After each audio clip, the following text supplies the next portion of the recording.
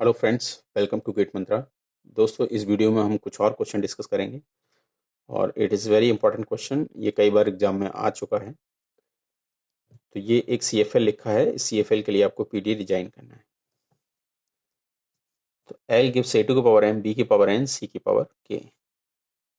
इसमें कह रहा है कि M इक्वस टू N और N इक्वस टू K। इसका मतलब either M equals to N और N इक्वस टू K और Mn greater than equals to 1। तो बेसिकली ये टू कंटेक्सरी लैंग्वेज का यूनियन है। देखिए किस तरह से M इक्वस टू N अगर मैं यहाँ पे रखता हूँ A टू की पावर M, B की पावर N, ये दोनों इक्वल हों, C डिफरेंट हो सकता है। Union N equals to K रखते हैं तो ये दोनों इक्वल और A डिफरेंट हो सकता है।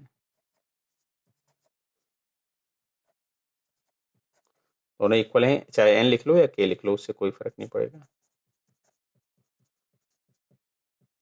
तो बेसिकली ये टू लैंग्वेज हैं, L1 यूनियन L2।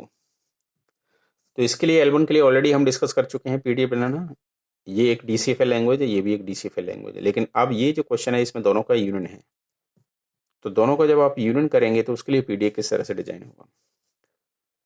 तो देखिए फर्स्ट L1 में क्या लॉजिक लगेगा। L1 हमने डिस्कस किया था। L1 में आपको क्या प्रूव करना है, number of A equals to number of B और C को केवल रीड करना है। ये कैसे होगा, A को पुश करिए स्टैक में, B के साथ A बाहर निकालिए, फिर C को केवल रीड करिए।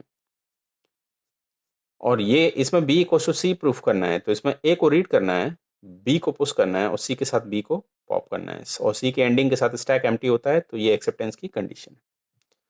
बट अब आपको जो डायग्राम बनाना है, जो ट्रांजिशन डायग्राम PDA का, उसमें ये दोनों केसेस आपको एक ही डायग्राम में बनाना है। तो चलिए स्टार्ट करते हैं। यू नॉट स्टेट पहले L1 के लिए देख लेते हैं, फिर इसके साथ L2 को कंबाइन कर देंगे। तो L1 में किस तरह से डिजाइन होगा, A और B प्रूफ करना है, लॉजिकली इक्वल है, तो A को स्टैक में पुश करना होगा आपको।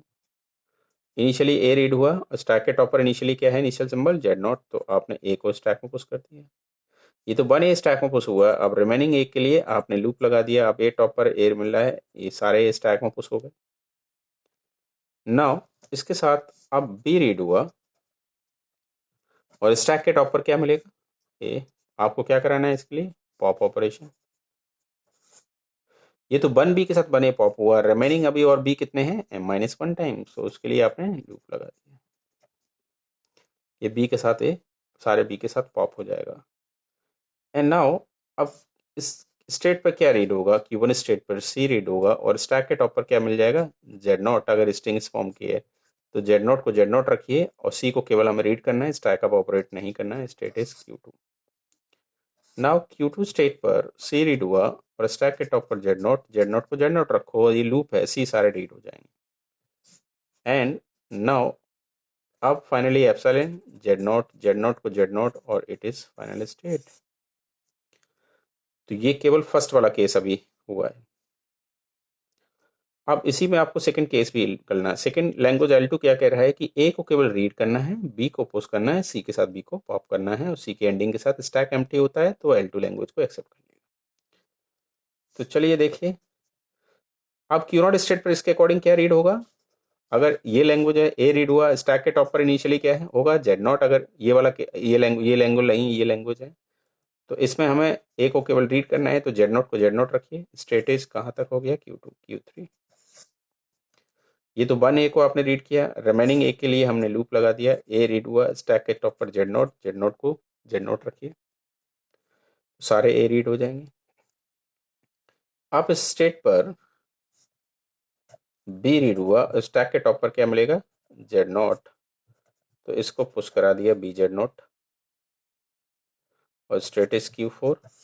ये तो 1B पुश हुआ, रिमेनिंग B के लिए आप B रीड हुआ, स्टैक के टॉप पर अब क्या मिलेगा, B को भी स्टैक में पुश कर दिए। अब ये लूप चलेगा, सारे B स्टैक में पुश हो जाएंगे। ऑल B पुश होने के बाद अब क्या रीड होगा, इसमें C रीड हुआ, स्टैक के टॉप पर क्या है, B, इसको पॉप करना है। State is Q5। ये तो 1C के साथ 1B पॉप हो रहा है, रिमेनिंग उसके लिए लूप लगा दिया, सारे C के साथ B बाहर निकल जाएगा। और फाइनली अगर लैंग्वेज इसमें बिलोंग कर रहा है तो एप्सिलॉन Z0 के Z0 फाइनल स्टेट, आप फाइनल स्टेट पे आ जाएगी। तो ये PDA डिजाइन हो गया दोस्तों। लेकिन इस PDA में एक बात देखिएगा, कि क्यू नॉट स्टेट पर अगर same input B input read हो रहा है स्टैक के टॉप पर क्या है ए, तो आप कहाँ जा रहे हैं क्यू वन स्टेट पे और ऑपरेशन पॉप कर रहे हैं। सेम वही सिचुएशन क्यू नॉट स्टेट पर, सॉरी सॉरी सॉरी सॉरी ये नहीं है, सॉरी ये केस आपको देखना है। क्यू नॉट स्टेट पर ए इनपुट रीड कर रहे हैं और जेड नॉट टॉप पर है, तो क्यू नॉट पर ए रीड हुआ, जेड नॉट टॉप पर है, आपने क्या किया पुश ऑपरेशन, और किस स्टेट पे आपने मूव किया Q not state.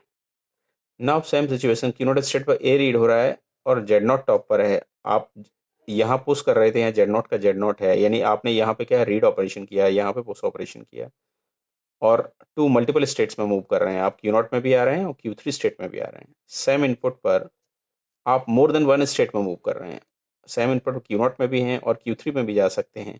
So this is the property of an F N P D A. तो ये क्या है, it is N P non deterministic question automata, और इसके करस्पॉन्डिंग जो लैंग्वेज होगा this is N D C F L. ये language क्या है, non deterministic context free language. तो इस तरह से इस क्वेश्चन को हम डिजाइन करेंगे। चलिए कुछ और क्वेश्चन डिस्कस करते हैं। नेक्स्ट क्वेश्चन देखते हैं, एल गिव्स ए टू की पावर एम, बी की पावर एन, सी की पावर के, m equals to n and n equals to k. m equals to n and n equals to k, it is AND operator. और AND operator क्या कहता है कि जब दोनों ट्रू होंगे तभी AND ट्रू होगा। इसका मीनिंग क्या है कि m equals to n and n equals to k, it means what? It means m equals to n equals to k। ये भी ट्रू हो ये भी ट्रू हो तभी रिजल्ट ट्रू होगा। जब दोनों ट्रू होंगे तो इसका मीनिंग क्या है, m equals to n and n equals to k, it means m equals to n equals to k। इसका मतलब ये जो लैंग्वेज है ये लैंग्वेज ना होके ये क्या है, ए टू की पावर एन, बी की पावर एन, सी की पावर एन, और N greater than equals to 1। अब आपको उसके लिए पीडी डिजाइन करना है। तो इसके लिए पीडी कैसे डिजाइन हो, क्या लॉजिक लगाया जाए। देखिए इसमें 3 वेरिएबल्स में कंपैरिजन हो रहा है, 3 ए बी सी 3 में कंपैरिजन हो रहा है।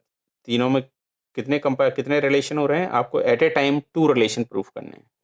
एक रिलेशन तो ए का बी के साथ और एक बी का सी के साथ, एट ए टाइम 3 रिलेशन, एक ए का सी के साथ। तो एट ए टाइम 3 रिलेशन आप एक स्टैक से प्रूफ नहीं कर सकते। कैसे प्रूफ होगा, आप अंडरस्टैंड करिए कि ये स्टैक है, आपने ए को स्टैक में पुश कर लिया,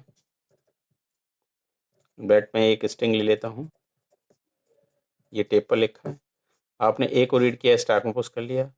अब बी के साथ मैं इसको पॉप करा लेता हूँ, तो बी और ए का कंपैरिजन तो हो गया, लेकिन अभी सी भी उतने ही होना चाहिए। सी भी कितने होना चाहिए जितने ए और बी हैं।